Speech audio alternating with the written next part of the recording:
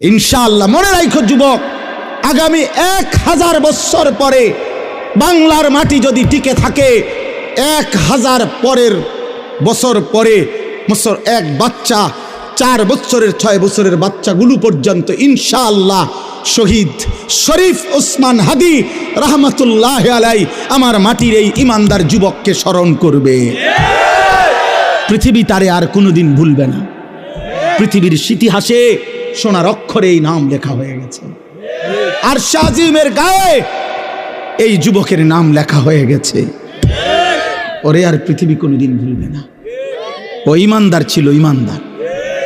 এই যুবক 5 ওয়াক্ত নামাজ পড়তো, প্রতিদিন ফজরের নামাজ পড়তো, ফজরের নামাজের জন্য বন্ধুদেরকে উঠাইতো, ফজরের নামাজের পরে ক্যাম্পেইন করত, প্রচারণা করত।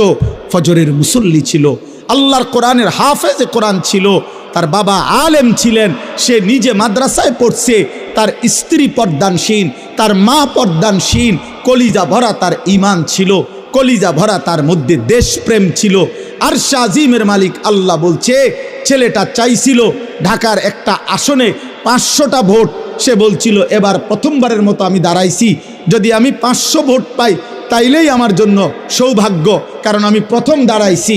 কিন্তু আর শাহজিমের মালিক আল্লাহ বলে, যুবক, আমি তোর ফজরের সেজদা গ্রহণ করলাম, আমি তোর ঈমান গ্রহণ করলাম, আমি তোর কোরআনের তেলাওয়াত গ্রহণ করলাম, দেশপ্রেমও গ্রহণ করলাম।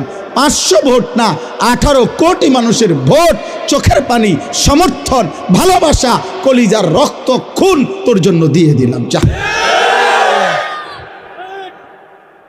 কত যুবক, এই যুবক তার জন্য কত হাফেজ, আলেম, মুফতি, মুহাদ্দিস, পীর, আউলিয়া, বুজুর্গ, দিনদার, নেককার, বুড়া, জওয়ান, বাচ্চা, নারী, পুরুষ, ছোট বড়, সব কাঁদছে, সব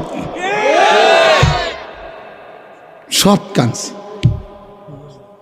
আমি পরশুদিন তার কবর জিয়ারত করছি। তখন আমি যতক্ষণ ছিলাম তার কবরের জিয়ারত করতে গিয়ে, দুই পাশে দেখছি শত শত মানুষ কবর জিয়ারত, প্রতিটা মানুষ দেখছি কাঁদতে আছে। এই জন্য যুবক, মরলে এমন মরাই মইর, বাঁচলে এমন বাঁচাই বাইছ। বন খাইতে খাইতে মরে যাইও না, বেডি চাইতে চাইতে মরে যাইও না।